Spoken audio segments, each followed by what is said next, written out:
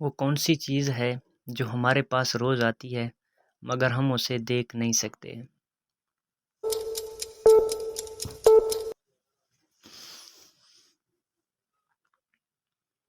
इसका जवाब है नींद। अच्छा सवाल है, वो कौन सा जानवर है जिसे अपने मौत का पता होता है? इसका जवाब है सजाए मौत का कैदी।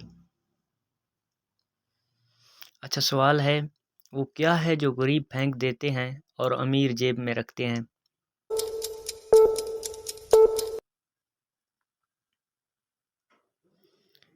इसका जवाब है बहती हुई नाक।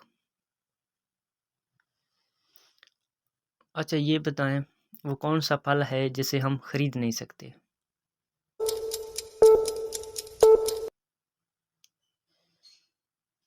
इसका जवाब है मेहनत का फल।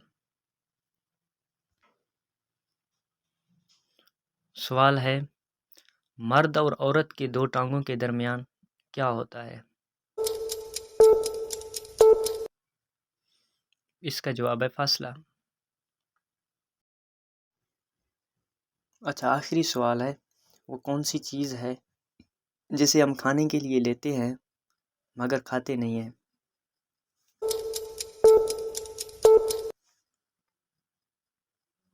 इसका जवाब है चम्मच।